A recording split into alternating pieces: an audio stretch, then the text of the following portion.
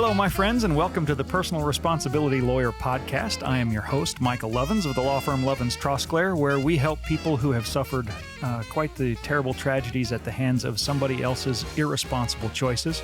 For goodness sake, I hope you never need us, but if you do, I hope you do contact us, and you can do that. You can find out all the ways to contact us at our website, which is ltlegalteam.com. And now on to what we're really here for, which is I have the distinct privilege today of having Jeremy Dys from the First Liberty Institute. Jeremy is, and this is a special title, and I got to get it right, he is the Special Counsel for Litigation and Communications at First Liberty. So, Jeremy, first of all, welcome to the Personal Responsibility Lawyer Podcast. Well, thanks so much for having me. So, the first thing is, what is First Liberty? Well, First Liberty Institute is a nationwide religious liberty legal organization. In fact, it's the largest legal organization in the country dedicated exclusively to issues of religious liberty. We defend religious liberty for all Americans, whether that's in our houses of worship, within our schools, our military, or generally in the public square. And you can learn more about us, of course, at firstliberty.org. Is that first F-I-R-S-T or one That's S-T? right, F-I-R-S-T, liberty.org. We're not an insurance company. We're actually a religious liberty firm. Where did the name First Liberty come from? Well, we drew from the First Amendment. Of course, the First Amendment, of all the amendments there, they put some preeminence in how they listed them, I think. And in the First Amendment, there are 7 different civil rights that are protected within that. And the very first of all those is the issue of religious liberty. And so in looking at how to kind of say to the rest of the world what we're about and how we preference it, we pointed to the first of the first freedoms that we have and are now trying to brand, I guess, the term first in a lot of things that we do. So First Liberty, we're first in the fight. We want to be the first call for religious liberty, all those kinds of things that come into it all. So we're just here to make sure that people have the right to be able to freely exercise their faith and that the government isn't overstepping their appropriate role. Is there much in the writings around the time of the Constitution being written and then ratified, and then the First Amendment that came a little later, that explains why they ordered the rights in the First Amendment in the way that they did? Well, it's interesting how the amendments were actually settled out. The First Amendment was actually the Third Amendment at the first proposal of it all. One had to do with how the Congress was going to be constituted and paid, and that was resolved years later. There's another one, I'm blanking on what that one was, but that was ultimately an amendment that was adopted. It never sunsetted, and so they actually resurrected it back in the 1980s. And I'm blanking on what that one was now. But those two got pushed out of the way. I guess that was the one about payment, as a matter of fact, how they would be paid. The other one was subsumed basically into the articles themselves. And so that took care of itself. And so it became third, moved up to one. But the rest of them, really, if you think about it, they go in order. I like to explain to students, especially when we're talking about the Constitution itself, you have the articles of the Constitution, starts with the preamble, we the people in order to form this more perfect union, and goes through the list of why we're putting this document together in the first place. Then it goes on and lists out the limited rights, the limited responsibilities, I should say, of the government itself. And through the 3 articles and then all the rest that follow through there, the 3 branches are identified and what their powers are. Of course, all that is resting on what I call the national philosophy, which is the Declaration of Independence, which says that all the rights that we have were given to us by God. That they're inalienable rights, right? That man didn't create them, they couldn't bestow them on others, that God bestowed them upon us. And so we possess those, and King George had done a bad thing to try to take some of those rights to his own. And so the Constitution was put into place to form this government and said, look, we're going to have a government. That's what we need to do because, it's hard to protect us as a collective group if it's just one person at a time doing it. I can't really lay in a Navy in my backyard pool. We got to have a way to collectively have a Navy. And I can't lay taxes against my neighbor. They call that theft. I mean, it's just kind of one of those things. You can't do all those things. And so they articulated the rights that the government was going to have. And they're coming from ourselves, right? We the people, to form this more perfect union. This is how we establish domestic tranquility and all these things. We're giving you these rights in the forms of the executive, the judiciary, and the Congress itself, the legislature. But at the end of that Constitution, of all the articulated rights of the government itself, there's just this really wonderful gap. And don't forget the 10 Commandments, the 10 Amendments, the Bill of Rights, those would not have been passed, or the Constitution would not have been adapted or ratified without that Bill of Rights. And so there's that gap right between the end of the Articles and the first of the amendments. And there's a real noticeable change in tone here, right? Where before, as I said, Congress will, or government will, and government will. Right now, it starts with what? Congress shall make not. no law, right? And so there's a clear intention, I think, by the founders to say, here's what we're articulating the government to do in the Articles. This is what we've given a little bit of our rights over to form this more perfect union. We didn't give these up. And that's where it starts at number 1 and all the way down the list. Number 1, you cannot establish religion. You cannot tell us how to worship and or exercise our faith, how to speak and what not to say, on down the list, down to the ability to bear arms. And then I love it. They get to the 10th one, and they're like, well, let's just make sure as good lawyers we have an catch-all clause here, right? And they say expressly, look, if this was not clearly articulated in this Constitution, they're reserved to the states, and then if not, then to the people themselves. And so ultimately, all those rights come back to the individual, as they should, recognizing those rights were given to us by God. We've given up a few to go to government to say, we need you to do these things, but you've got a very limited sphere in which to operate. We didn't give you up the issue, especially of religious liberty, which serves as that foundation stone for all the rest of the freedoms that we have. You take away the ability to freely exercise your faith. Government then has no competitor in terms of its higher accountability, and it can run roughshod over top of all the other rights that follow through on it all. So I think the numbering itself is enough to indicate this was an important amendment that the founders had in place. So First Liberty is still, I don't know. I don't want to speak for First Liberty. If it were me, I would still be spiking the football over the big win that you guys had at the U.S. Supreme Court in the Bladensburg Cross case. Yeah, we prefer the icky shuffle to the spiking, but yeah. Is that a religious thing or just... that's an old reference to the 80s and the hapless Cincinnati Bengals, right? Hopefully my audience skews old enough to recognize the icky shuffle reference. So what's the Bladensburg Cross case? That's not the official name. That's what I've heard it referred to as, and I don't know where, and it's how I refer to it, but what is it? Yeah, no, it's been referenced in a lot of different ways. The Bladensburg Cross case, the Bladensburg case, the Peace Cross case, that giant cross out in Maryland, they all say basically the same thing. You really have to have a foundation back to 1919 to really understand where this case came from. And I won't go through the entire history of it all, although there's a lot of great stories that come out of it all. But the essence of it, and then we can dive into the history if you want, but the essence of it is that some mothers in Bladensburg, Maryland, outside of Washington, D.C., back in 1919 decided to honor their fallen sons who had died in World War I. There were 49 men from Prince George's County, Maryland, who died in World War I. And they chose the marker or the image of the marker that marked their graves over in Europe. Now, remember, they couldn't fly over the ocean to see those kids at the time or their graves, and they had no expectation that they would be repatriated. And so they decided to honor their sons because they knew that we would forget what we don't see. And so they erected this memorial, listed them by alphabetical order on the side of the memorial. It's dedicated in 1925. No problem up until about 6 or 7 years ago now.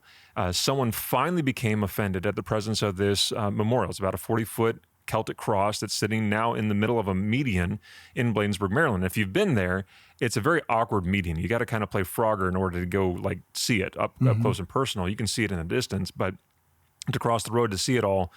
But that's also a testament to the fact that the local community didn't want to knock it down, and they want to leave it there even when the road had to be expanded. They left it there.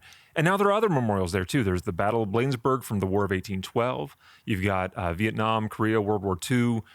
Even 9/11 has a memorial in what they now call Memorial Park, which is all right there. If you're a golfer, it's like a very hard hit pitching wedge, right? Maybe a 9-iron to be able to hit all of those memorials from the Bladensburg World War I Veterans Memorial. But someone finally became offended at the presence of this memorial, filed a lawsuit in Maryland against the commission that's in charge in the state of Maryland to defend it or to maintain it.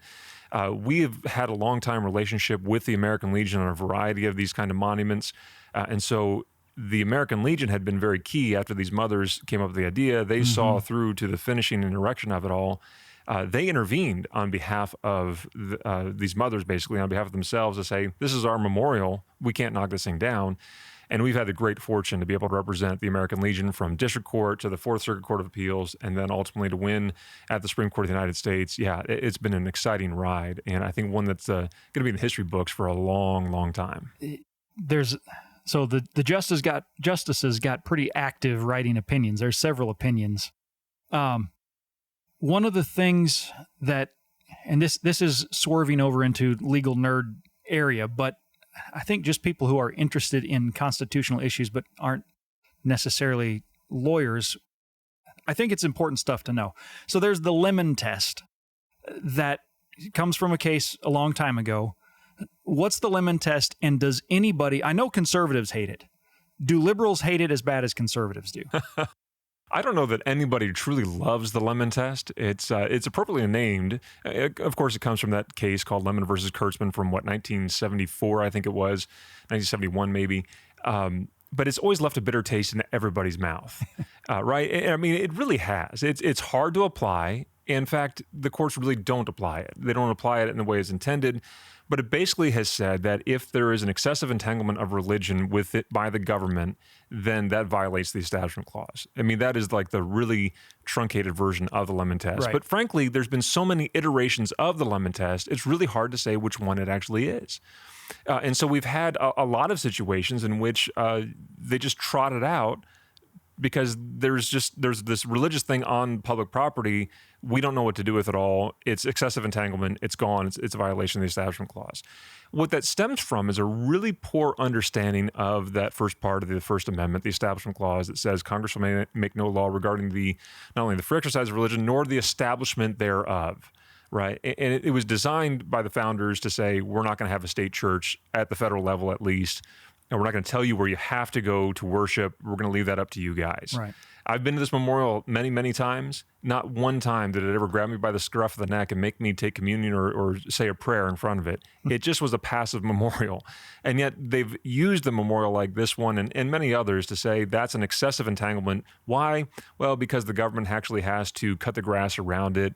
They have to make repairs to cracks in the concrete once in a while. That's an excessive entanglement because it's a religious symbol. Well, thankfully, the justices in this case, which we'll get to, thought otherwise. And religious liberty cases, I think, tend to divide, or at least we expect them to divide along liberal versus conservative lines. And we might expect that a case up like this goes up, and if you win, you're going to win 5-4. But you didn't. Mm-hmm. You won, but it wasn't 5-4. No, it was better than that. Yes. Yeah.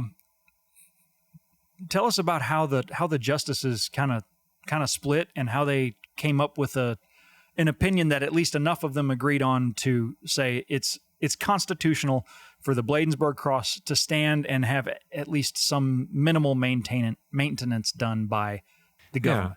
Well, look, it was a plurality opinion, but there was enough of a majority, but in just different places, right? So there were ultimately the vote, the judgment, concurring in the judgment was 7-2. So you've got all but Justices Sotomayor and Ginsburg going in favor of saying, yes, this particular memorial is constitutional. Now, how they arrived at that, they all wanted to spend a lot of ink to tell you exactly how that happened. And you have some really good stuff coming out of all those opinions. In the plurality opinion itself, written by Justice Alito, his thrust of the opinion is to say, look, there's a certain history and tradition in our country that we value, and that involves religion. In other words, it should be no surprise that we have religious symbols interspersed with our secular symbols in our country because we have had a long preeminence placed upon the role of religion in our society.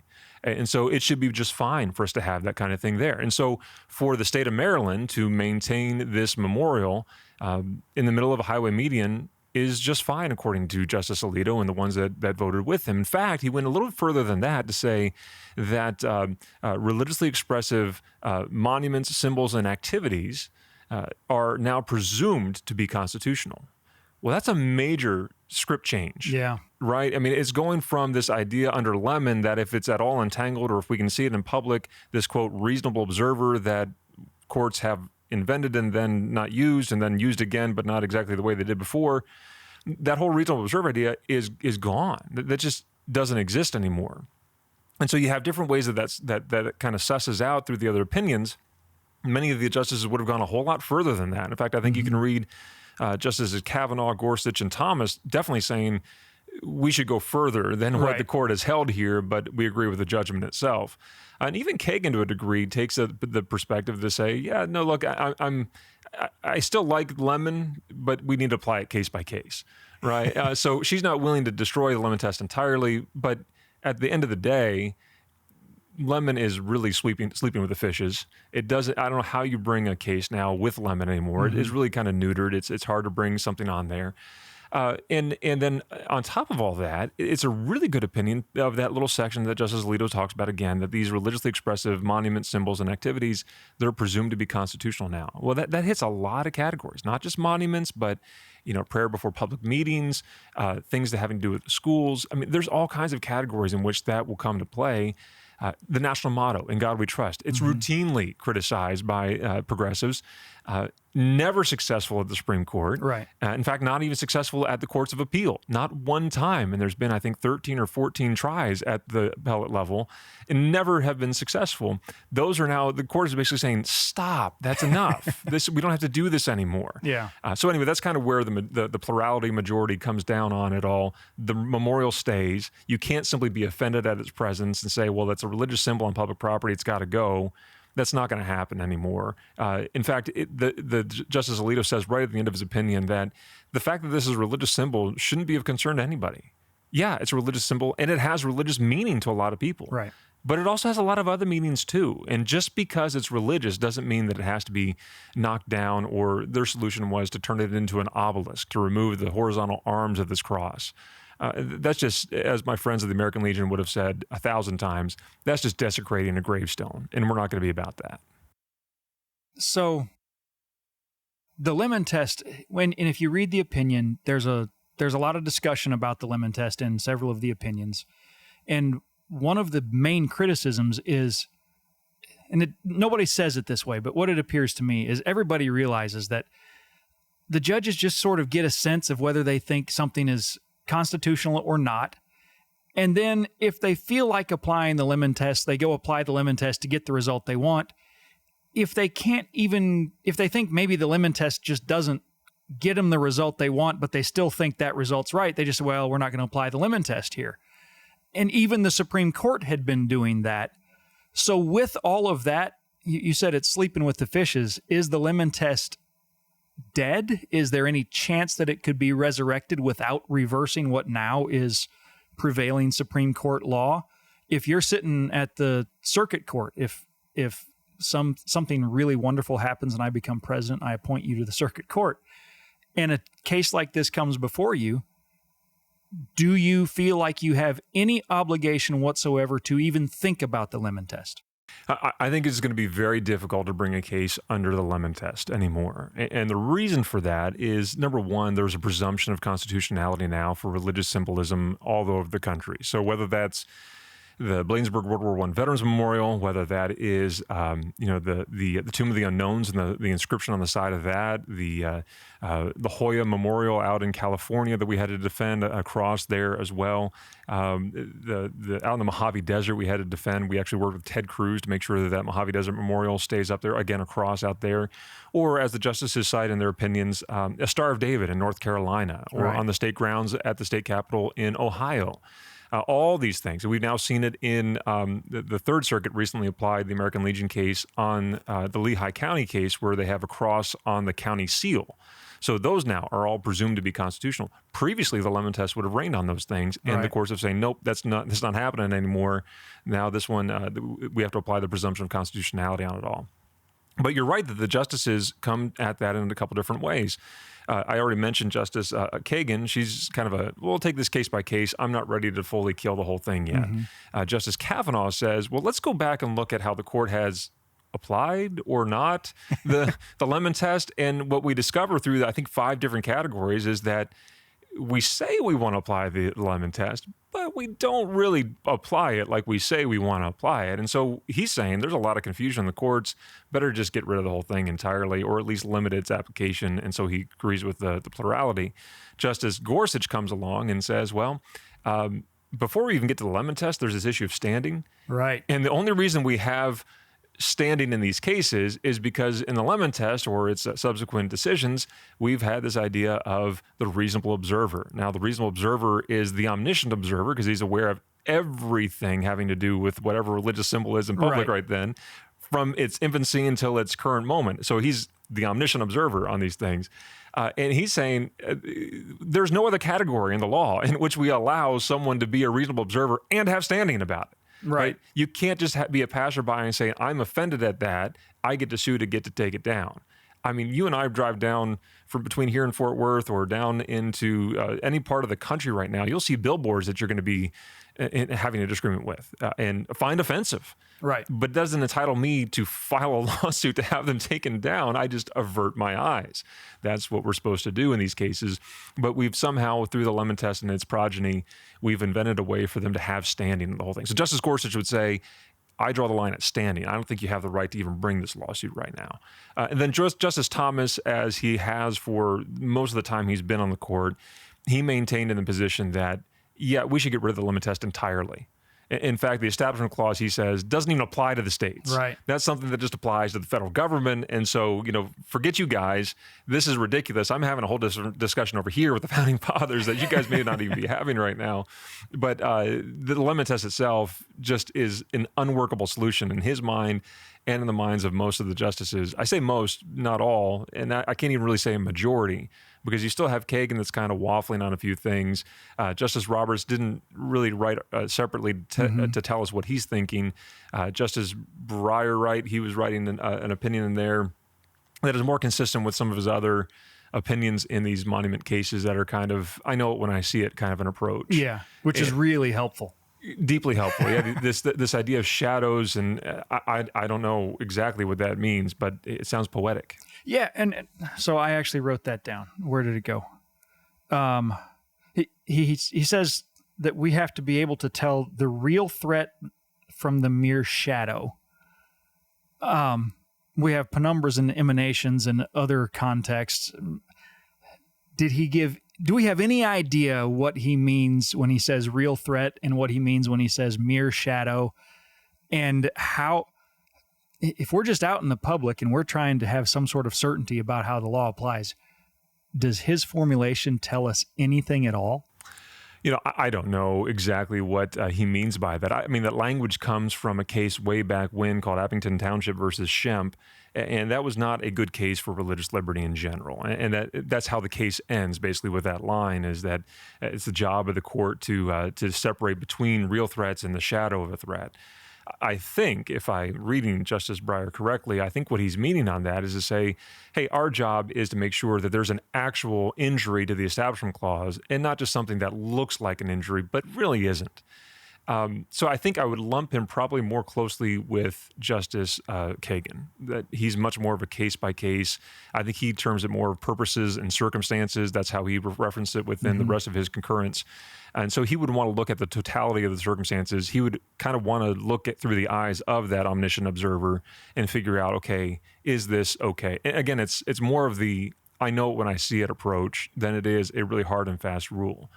But there's a lot of work left to be done yet with this case. I don't think it's entirely beyond the realm of possibility that other challenges will come to these things. Because as Justice Gorsuch referenced in his concurrence, so what does it mean for new monuments, right?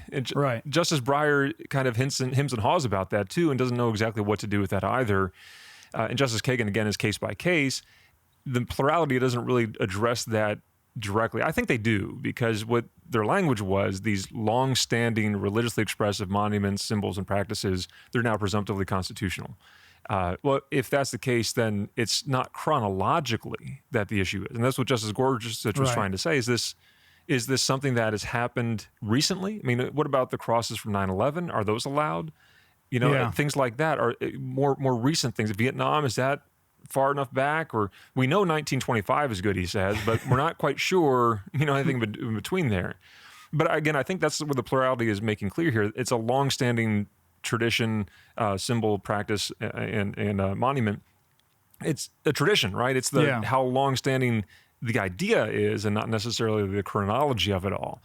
So if we've been doing this since the time of our founding, the national motto comes to mind, prayer before public meetings comes to mind, things like that, monuments, memorials. This is something that we've done before we were even a country. That would be something that I think that the court would say, yeah, that's consistent with what we've done. And Gorsuch, I'm kind of monologuing now, so I should probably let you ask a question. No. But Gorsuch comes in and says, so if I'm reading this correctly, then we need to, when it comes to this kind of traditional practice thing, we need to read it through the lens of Town of Greece versus Galloway and some of those other cases to say this is a historic practice, a longstanding tradition. I'm okay with that. That's why I'm going to vote in favor of the keeping of the memorial. Is that maybe an opening that the court gave to those who oppose, for example, a cross-shaped monument, to oppose anything that somebody tries to erect now? And of course, the somebody has to be some kind of government actor. I can go erect a cross monument to my family or, whatever. But a government actor, did the court give them an opening to say, well, clearly this one has no history. We don't know how far back it goes, but you can do any sort of a monument you want now. But if you choose a cross, that's clearly some sort of it's some sort of showing of preference or endorsement or something over Christianity or whatever religious symbol it happens to be over other religions or religion over non-religion. Is that something to be worried about or not? Yeah, look, I think we're going to have to tease that out in the court still. Are the Ten Commandments, are those memorial or those displays going to be within that longstanding tradition or not? We're actually working on a couple of those matters around the country, have our eyes on them, see where they'll go.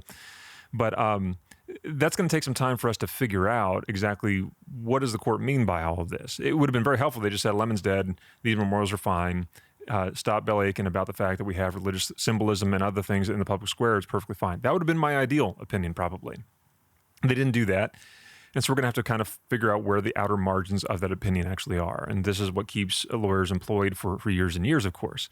So I think we're going to see more of that, trying to figure out exactly what that means. You have Justice Ginsburg joined with Justice Sotomayor, basically saying a little bit of what your question setup was there, that this was an endorsement of religion by its presence on public property. It's an endorsement by the state of Maryland of the Christian religion over against all other religions.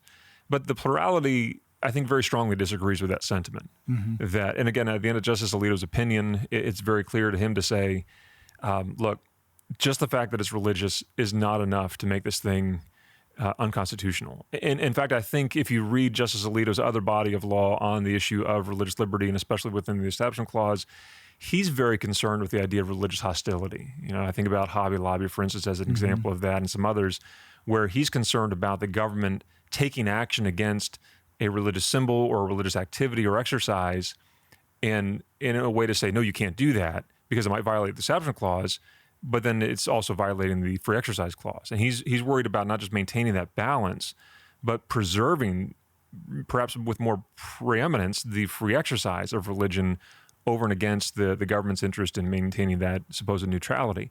So I don't know exactly where that will play out, but I don't think this endorsement idea is valid anymore either. It's going to be very difficult for anybody to make the case that just because something religious appears in public, it's enough to invalidate it. Just recently, as a matter of fact, we sent a letter in response to an issue down in Florida. The Brevard County Sheriff there decided to put "In God We Trust," the national motto, on his cruisers. And a certain group sent a letter. And I was interested by it because they usually cite a lot of law within their letters, but this time there wasn't a single case cited in this letter. And their reason for taking it down, they said, was that it's inappropriate for you to put the national motto on your police cruisers, on your sheriff's cruisers. Well, I find that very interesting, right? That it's inappropriate. That's not a legal standard for us at all.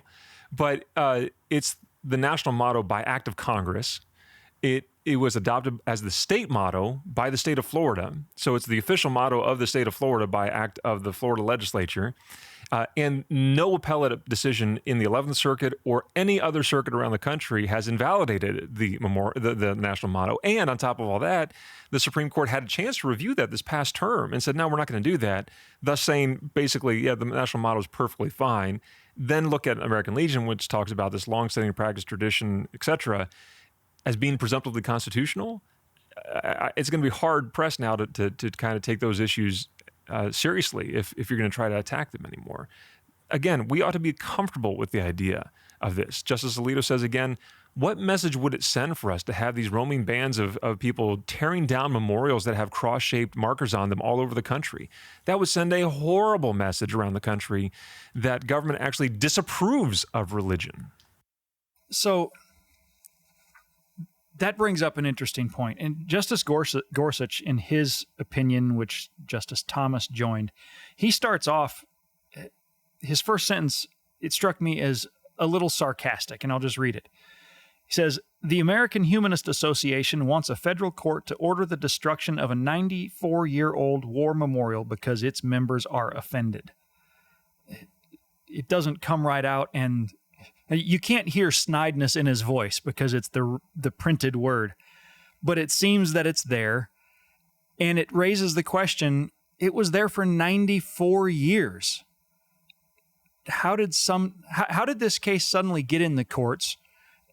If it had gone the other way, how do these others get in the courts where you'd have people going around saying, okay, there's a cross, get it out. There's a Star of David, get it out.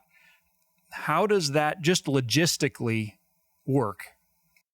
Well, look, it's funny, the day of argument, I was at the Supreme Court, and I didn't have the ability or the privilege anyway to go inside the court. I was outside working with the media that day and freezing the entire argument because it was really cold that morning. And I also had to listen to the other side in their rally. And there was a kind of a revolving door of speakers that were all railing against this memorial. And I remember one speaker in particular saying two things about this memorial. He said that this memorial is like giving the middle finger to atheist veterans everywhere, which I found to be interesting. And then the other thing he said was that this is like a gang symbol of Christianity. Well, if that's how we regard religion in our public square, then we've got a pretty severe problem. And if the Supreme Court had validated that opinion, that this is some sort of gang symbol or whatever, it would have set off, I think, a firestorm of religious animus, privately and through the government action against religious displays in public. But the court's just not okay with that. Look, this case, you're right, it was erected in 1925, finally. The idea was back in 1919. By 1925, the American Legion dedicates this memorial in Bladensburg, Maryland, actually has a Secretary of the Navy, if I remember correctly, come and help dedicate this memorial. I mean, it's kind of a big deal. They've held veterans gatherings there every year since it was erected, and they'll do so, I presume, into the future, as long as it actually literally physically stands there. Suddenly, after almost 100 years, 94, I think, years, someone finally became offended by this. At least offended enough to make a federal case out of it, right? It's really difficult to say that this is suddenly violating the Establishment Clause of the Constitution because it has only just now found one person or five people, or however many it was that filed this lawsuit, to be offended by it. That just strains credulity to think that would be the thing that could set this whole thing off. But the threat was very real. Look, we intervened at this at the district court level. We won at the district court. We took this thing to the Fourth Circuit Court of Appeals. And during that argument, one of the judges at the Fourth Circuit, in argument, you can go read the transcript to back me up on this because this is a true statement. It was on December 7th, for one thing, which is just an ironic day, right? The day of Pearl Harbor. Right. We're having an argument at the Fourth Circuit, and the judge says, it seems to me the problem here is the shape of this memorial. Wouldn't we just resolve the whole matter if we just remove the horizontal arms? And Chris DePompio, who I love, was arguing for us, is now a partner at Jones Day. He was arguing the case. We had brought him in to argue the case at the Fourth Circuit. And I don't think I would have been this bold, but he was very quick on his feet. And he said, well, Your Honor, are you suggesting that we desecrate a veterans memorial? Is that your proposed solution to this whole thing? And the judge seemed to try to back off of some of that. But that's the only solution that's offered, is either you move it, which would destroy this particular memorial, or you desecrate it by removing its horizontal arms.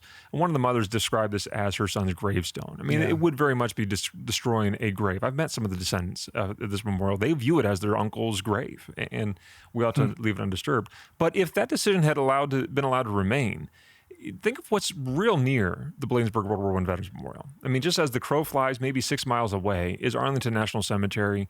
You've got the Argonne Cross, the Canadian Cross of Sacrifice that are freestanding crosses, 25 and 30 feet high. You've got the Tomb of the Unknown Soldier that would have to have that "Here lies a soldier," or "The remains known but to God." That would have to be sandblasted off the side of that, which would be fun to watch to see if the guards would allow that to happen. Exactly. But down the hill from that, in the grass of Arlington, most of the graves there are governed by the uniform gravestones with the little medallions that have their particular religion that they want, and that's questionable if those would stay. But one of the graves, or two of the graves rather, that are in the grass down the road from the Tomb of the Unknowns are Latin crosses. And buried underneath of those are two guys named Teddy and Bobby, and their last name's Kennedy. So, I mean, theoretically, those would have to go down as well. Right. And then that bulldozer would just go across the country and just start taking out memorials. Wherever you're listening to this podcast, you probably have a memorial or symbol or some sort in your backyard or in your town square that has something to do with religion. That would have to be sandblasted or destroyed or blown up. And again, Justice Alito comes back and says that's a kind of hostility to religion that the Constitution just simply did not tolerate. Did the American Humanist Association argue that no, we wouldn't really have to do that? That was their argument. Is that oh no, it's just this one. No, those are different in the Arlington National Cemetery. What limiting principle did they offer to support that argument? I didn't say it was a good argument. It was you'd have to ask them exactly what their limitations were on all that. But it really, once you press down on it, didn't have a limiting principle. Their basic argument was, well, look, these are kind of special exempted ones. They're in the Arlington National Cemetery. They're different than what this one is. You actually have to walk all the way to the back of Arlington National Cemetery to see the Argonne Cross. You got to walk all the way up to the Tomb of the Unknowns to see the Canadian Cross of Sacrifice. Those are different. Well, maybe let's even, just for sake of argument, stipulate that those are different. There's thousands of those little white crosses. Maybe I'm misunderstanding that, but those crosses represent the exact same thing as the Argonne Cross and the Latin Cross. They're maybe a different style or design, but it's still a cross representing the cross on which Jesus was crucified, right? Yeah, well, look, remember the Flanders Field poem, right? Yeah. "Neath the crosses, row upon row, the poppies grow." That was the age of which this memorial came out. So if you go to the American cemeteries in France for World War I, guess what you're going to find? Row upon row upon row of cross-shaped grave markers. That's American soil. And the American Battlefields Commissions operates those cemeteries out there. Would they have to go over there and start knocking them down like we've seen? Well, I don't even want to make that comparison, but we've seen just a horrible display of something like that, or you could dream it anyway. And again, there's what about roadside markers? We've had cases on that before as well. Someone dies and someone erects a rough-hewn cross on the side of the road to mark where their loved one died. Would those have to get knocked down too? Yeah, I think they probably would. I don't have anything intelligent to say, so I just sigh and shake my head, which, I don't know. It just seems crazy. Well, it is crazy, and it's really frustrating. I mentioned that I got to meet a number of the descendants to this memorial, and uniformly they all view this as their uncle's, in this case, gravestone. They know that he's not buried underneath that marker, but it's really interesting to see how they treat it. They do treat it as a gravestone. One of them lives within probably 2 miles as the crow flies from that memorial still. She never got to meet her uncle. She only knows him through that memorial. And to tear it down would just absolutely rip the heart out of her. Right. And it's the only marker in the United States that references Tom Fenwick. That's her uncle. That's the only one. And she'd have to go all the way back over to France to see another one. That's, again, what kind of hostility do we show if we're about loading up sledgehammers and bulldozers, roaming the countryside, trying to knock down religious symbols because they dare to be religious on public grounds? We are a religious country. We have been a religious country. If we're changing, fine, but at least we have been a religious country. It should be completely unsurprising that we would have religious symbolism in public interspersed with our secular ones as well. Justice Kavanaugh's opinion, especially it has a couple of parts. Part 2 has such a strikingly different tone from what Justice Gorsuch has. and he points out, he says, the Bladensburg Cross commemorates soldiers who gave their lives for America in World War I. I agree with the court that the Bladensburg Cross is constitutional. At the same time, I have deep respect for the plaintiff's sincere objections to seeing the cross on public land. I have great respect for the Jewish war veterans who in an amicus brief say that the cross on public land sends a message of exclusion. I recognize their sense of distress and alienation. Moreover, I fully understand the deeply religious nature of the cross. It would demean both believers and non-believers to say that the cross is not religious or not all that religious. A case like this is difficult because it represents a clash of genuine and important interests.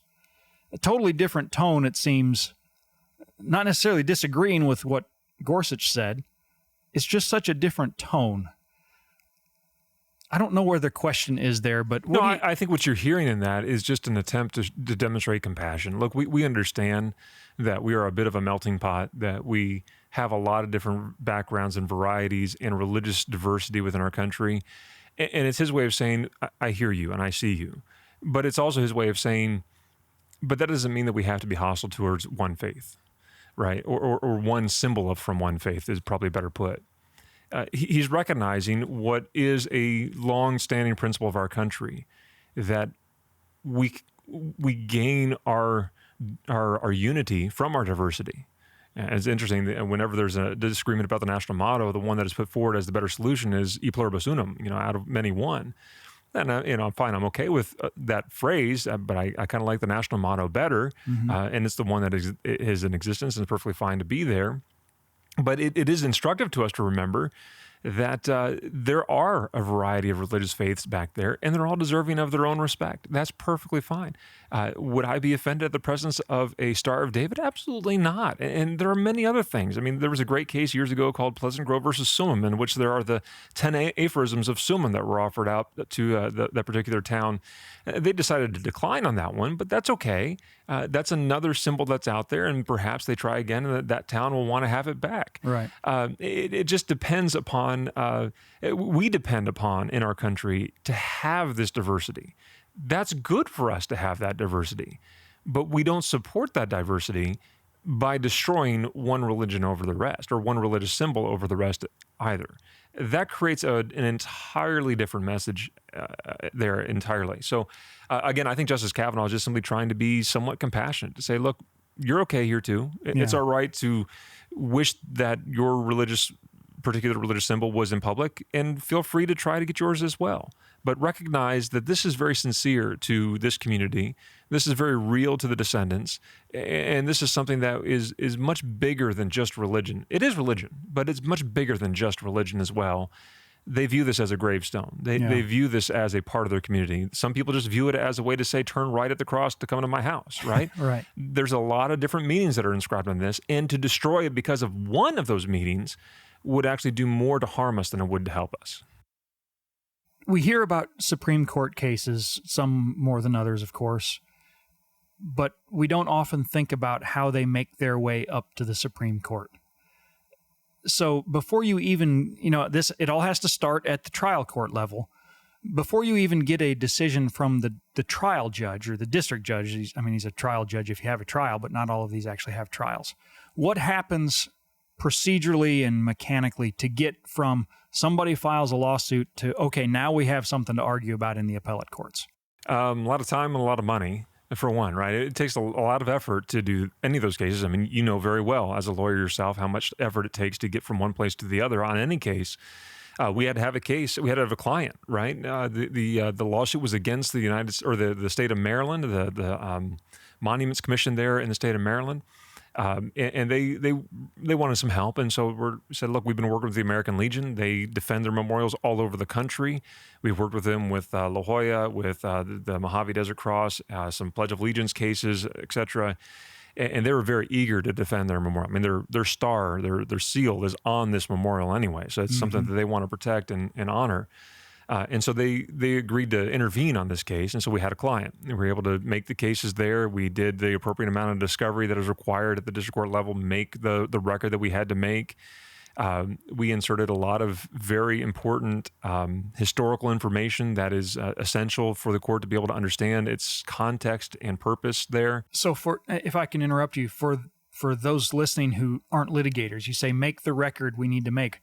What's in the record? The record is what eventually an appellate court's going to look at.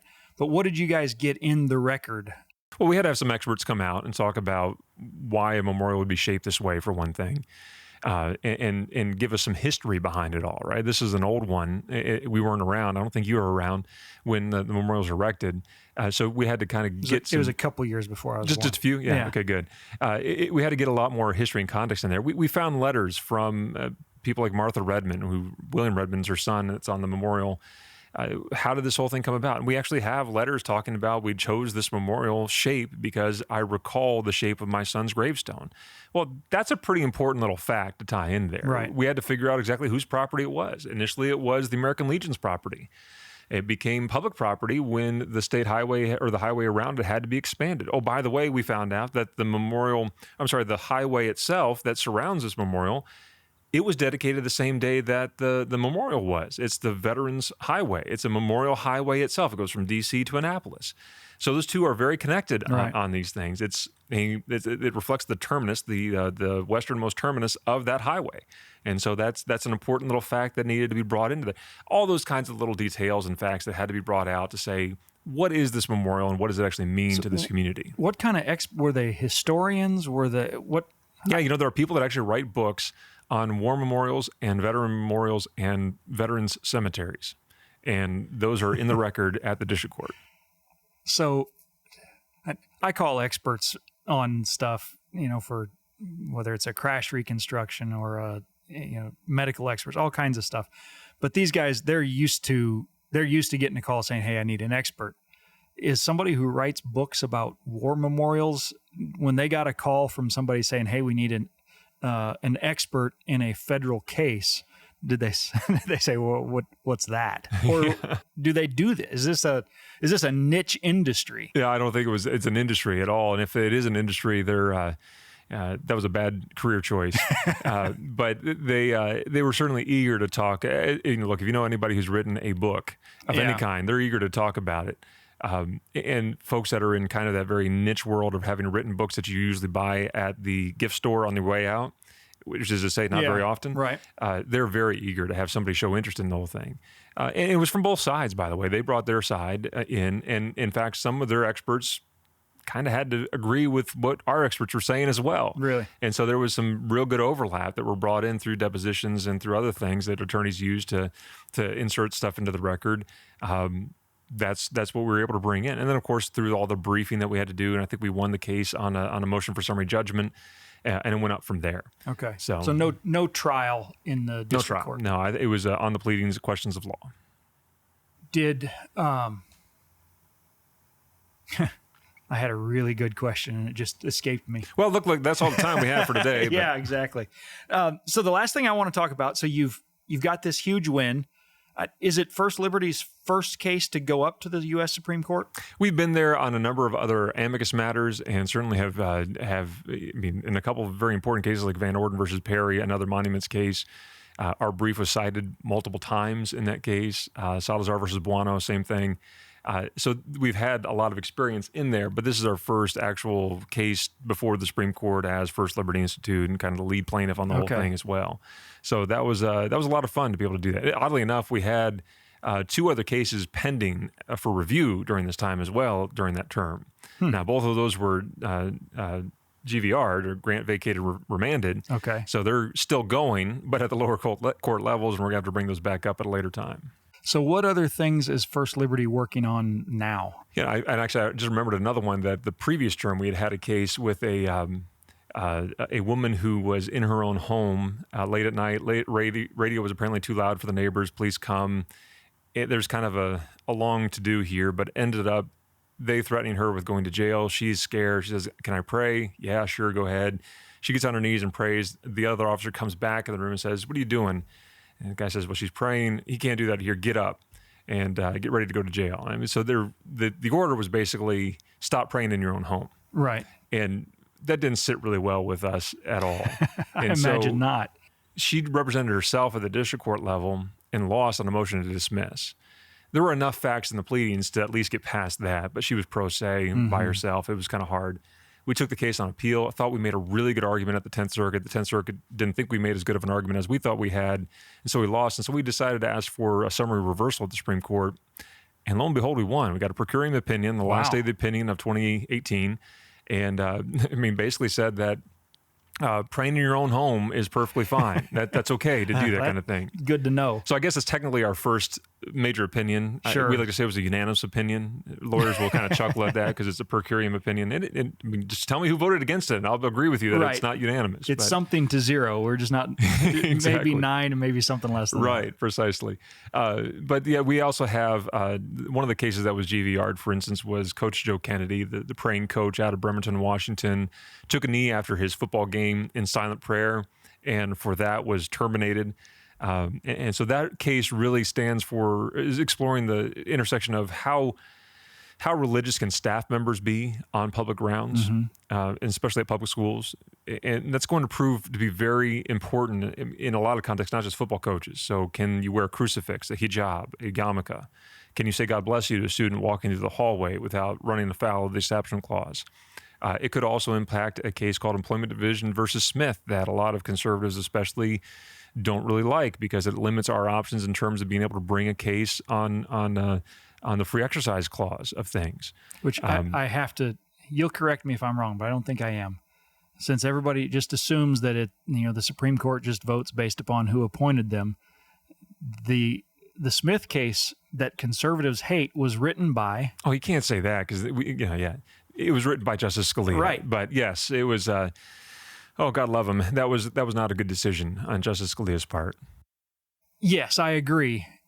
I just raise it because it is one of those things that destroys the notion that these justices just go in there and they vote. They vote the way they're supposed to vote based upon what party they're from. That's true. And I understand his rationale. I just happen to disagree with it, and we can have those disagreements. But in the GVR, the court here, in his case, in Kennedy's case, said, we noticed that you didn't bring this under the free exercise clause. That's probably because employment division exists. And so I think what I'm hearing in that is the court saying, go back, do this all again, but we'd like to look at employment division again. Maybe I read that wrongly. I don't want to prognosticate too much when it comes to the Supreme Court, but I think that's a rational way to look at that language in that case. Are there any other things that are hot issues that you're looking into or actively working on? Well, look, if you're listening and you have an issue of religious liberty, we'd like to talk to you about it. Go to firstliberty.org. Let us know about it all. Let us evaluate what the case is. I don't think I mentioned this earlier, but all the work we do in all these cases is pro bono. We don't charge our clients for it, nor do the firms that we bring in to help out on some of these cases. They don't charge for their time either. It's all pro bono. So there are oftentimes cases involving school clubs, clubs of religious nature in a public school that are denied. We get to work in on those cases. And like I mentioned, the letter down to Brevard County about the In God We Trust thing. We're working on a cake baker case as well. Aaron and Melissa Klein out in Oregon were lost their business because they declined a same-sex wedding cake, a customized cake there. We're at the Oregon Court of Appeals redoing that case after the Masterpiece case here. And so there are other ones making their way up. We got a case up in the Northeast with you're familiar with these MIA tables that they have, that they'll have symbolism on the table, and one of the symbols is a Bible. Well, the Bible in question here was actually donated by a World War II veteran, and not just a veteran, but a POW during World War II. And the Bible was the thing that got him through it. Not that particular Bible, but the Bible in general was the thing that got him through it. And so he donated his family Bible when he came back to this particular Veterans Administration hospital. And the Military Religious Freedom Foundation is really upset at the presence of a Bible on public property, that it is somehow, again, an endorsement of religion. You got to get rid of that thing because it's against the Establishment Clause. We're litigating that case right now. Do the opponents of any religious symbol or anything in the public square, do they sue over, like if there had been a Quran there or some some non-Christian symbol, do those get sued over? We've had the privilege to represent sweat lodges, Native American sweat lodge cases. So especially at the Veterans Administration, where Native American veterans want to have a sweat lodge on campus or whatever and have been denied. We've represented a local Islamic association here in the DFW area who a local town didn't want to have them have a cemetery in town there for their purposes. So we hit a lot of zoning issues and those kinds of things. The precise ones you're talking about, I haven't seen a lot of those in the news or otherwise, but I would be certain, I would love to take up a couple of those cases and see where they would go. Yeah. Look, religious liberty for one faith tradition is religious liberty for all of them, and I'm very much in favor of preserving as much space for religious liberty as we possibly can. Well, Jeremy, thank you so much for being on the Personal Responsibility Lawyer podcast today. There's all kinds of interesting stuff that you do, and I'm often jealous of the kind of work you guys do. I like my work too, but I don't know. One of these days we're going to find the perfect free exercise and personal injury case to do together here. I don't know that. Let's hope that one actually doesn't exist. Yeah, the only ways I can think of that happening sound really bad. So. That's exactly right. So thanks again for being on the show today. And for Lovins Trosclair and the Personal Responsibility Lawyer, I am Michael Lovins, and we will see y'all next time. This episode of the Personal Responsibility Lawyer podcast is brought to you by my law firm, Lovins Trosclair, where we use the civil justice system to hold people responsible for irresponsible choices when those irresponsible choices cause serious injuries and sometimes even death. We are personal injury trial lawyers, but we approach our cases a little differently than a lot of other lawyers who do the same basic kind of work. I really, really hope that you do not need us, but if you do need us, please call us before evidence gets lost. You can call us at 512-535-1649. Tell us you heard about us on the Personal Responsibility Lawyer podcast. You can also go to our website on the interwebs at www.ltlegalteam.com. That's L as in Lovins, T as in Trosclair, legalteam.com. We are here to help. Thank you for listening to the Personal Responsibility Lawyer podcast. If you like what you've heard or if you've learned something interesting, please do me a favor and rate the show on iTunes. It really does help. You can get more information about this show, including the show notes, at my personal website, michaellovins.com. And now I have to do some disclaimers where I say stuff that you already knew, but I got to say it anyway so that I keep the state bar happy. This podcast is not legal advice. You listening to this podcast does not make me your lawyer or you my client. Neither does it make any of my guests your lawyer. If you want me to be your lawyer, contact my office. If I can represent you, we will execute a written contract stating the specific terms under which I agree to represent you. Did you really need me to tell you that? I really, really hope not. Also, I am not certified by the Texas Board of Legal Specialization as a personal responsibility lawyer because they don't know what that is. They also have not certified me in any other areas of specialty that they actually do recognize. I think that does it for disclaimers. For Lovins Trosclair and the Personal Responsibility Lawyer podcast, I am Michael Lovins. We'll see you next time.